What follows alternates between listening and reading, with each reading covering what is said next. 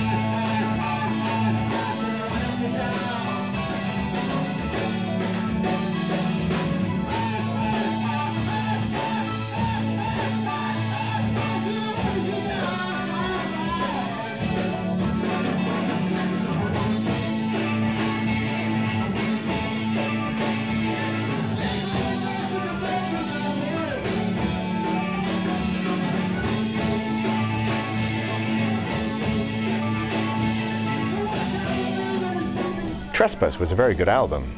The next offering was Nursery Crime, which demonstrated that Genesis was now the finished item. This 7-track album surfaced in November 1971. No significant chart history.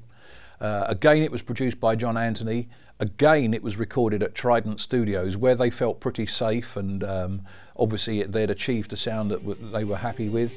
Importantly, Steve Hackett and Phil Collins were now in the band. The resultant sound was instantly much harder. The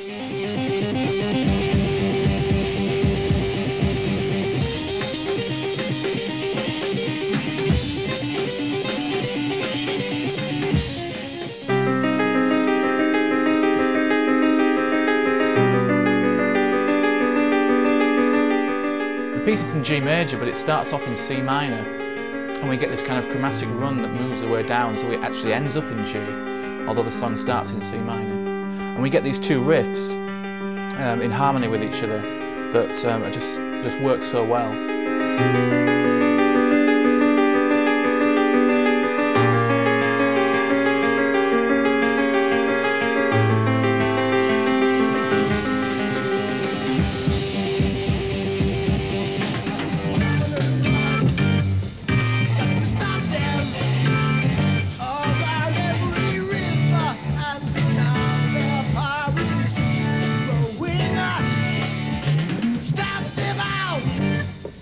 Destroy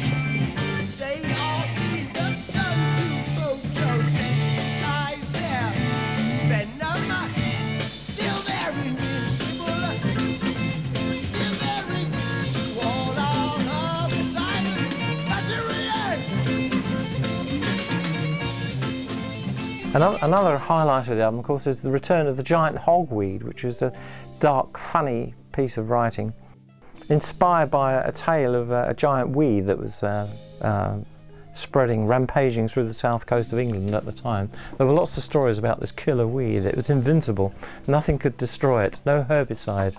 So Peter created this really quite amusing story about the giant hogweed. This just shows that there was some tongue-in-cheek humour there. A very English song. In fact, you can't imagine Genesis ever being anything other than English. You couldn't imagine an American band coming up with something like The Return of the Giant Hogweed. If Trespass was a promising album, Nursery Crime really confirmed that promise. Oh, it's a fantastic album. It's one of their best, Nursery Crime. And yes, I mean, significant, change in the dynamic of the band. Purely on guitar terms, you listen to something like The Return of the Giant Hogweed, then you're talking about a much more aggressive, in-your-face guitar sound. He'd press his part on the song, he'd leave his imprint on the song, and certainly the solo at the end of Giant Hogweed is still one of the ones that his fans will remember him for in a Genesis context.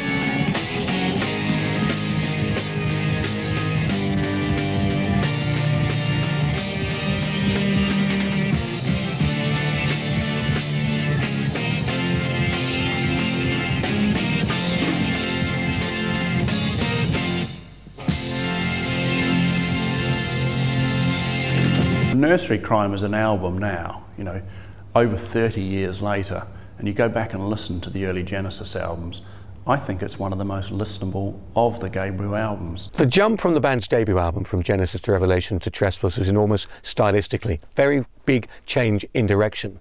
The jump from Trespass to the next album, Nursery Crime, was equally as big, if not bigger.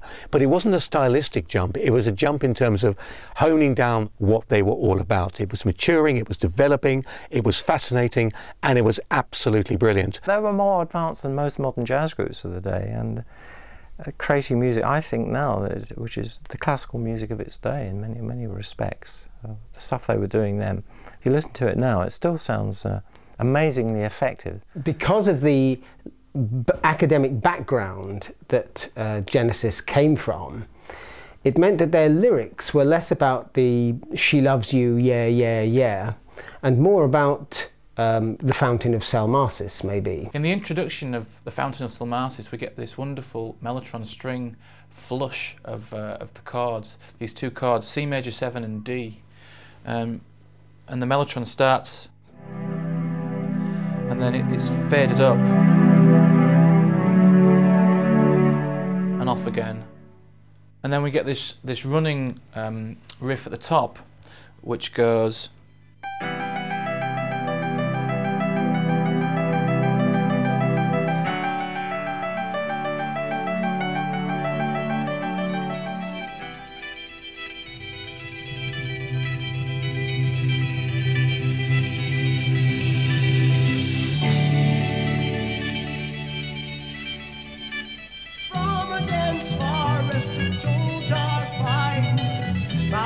Rises like an island within a hidden cave.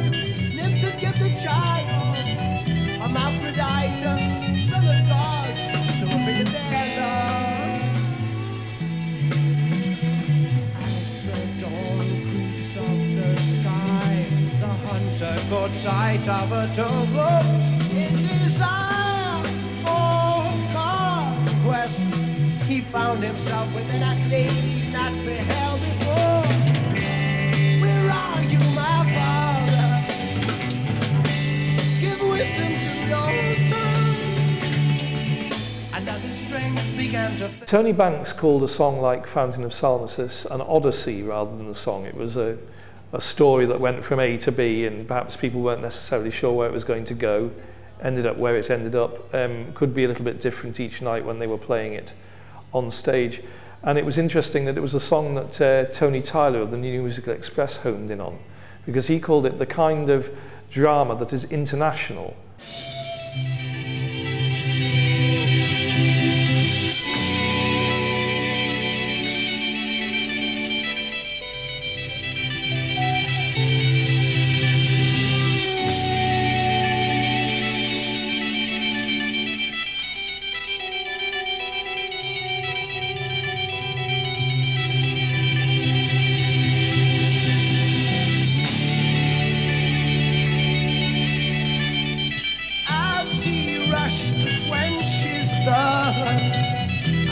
Spring appeared before him, and as his heated breath rushed through the cool mist, a liquid voice called, Son of God, drink from my spring. The water tasted strangely sweet. Behind him a voice called again. He turned and saw her in a cloak of mist alone. And as he gazed, her eyes were filled with the darkness of the lake.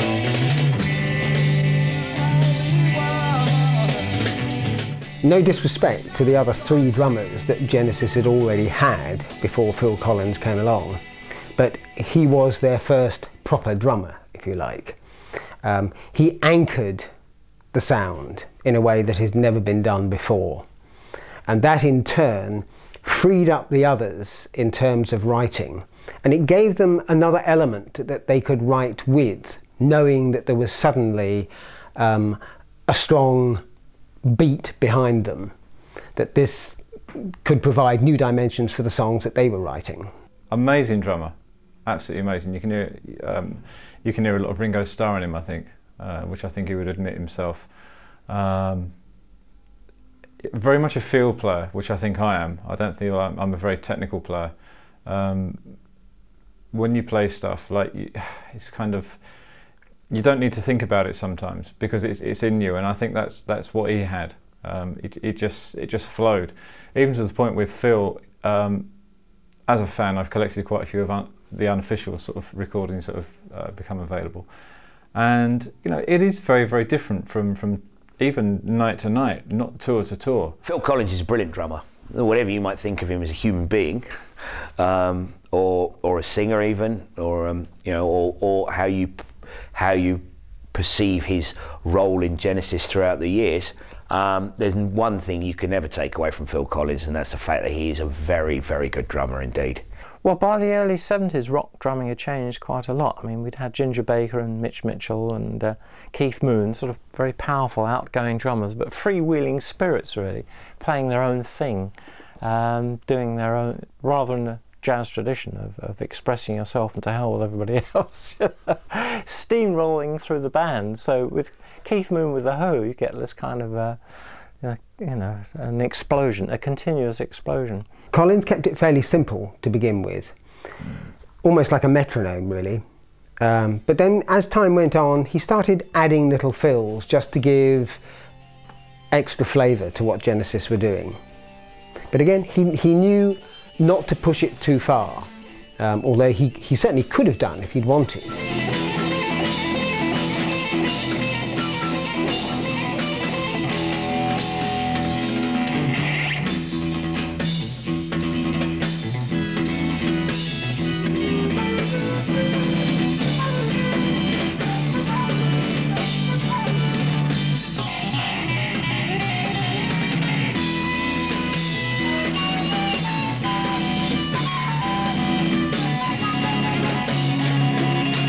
Away from me, cold-blooded woman, your thirst is not mine.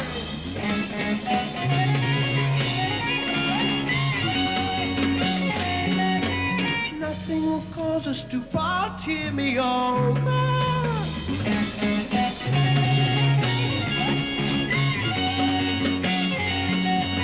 Unearthly calm descended from the sky.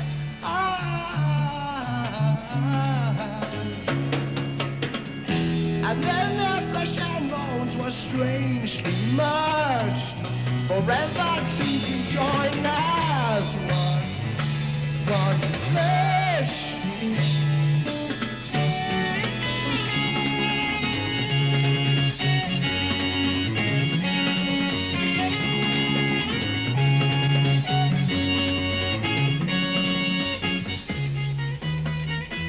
Probably the highlight track is the Fountain of Salmacis, which is about the legend of Hermaphroditus, who was the both-sexed mythical character. Steve Hackett plays some great guitar on this after about 3 minutes into the track, and this was his highlight of the album, if you like. Again, more mellotron, some jazzy stuff here and there, but this hinted at some of the later epics that were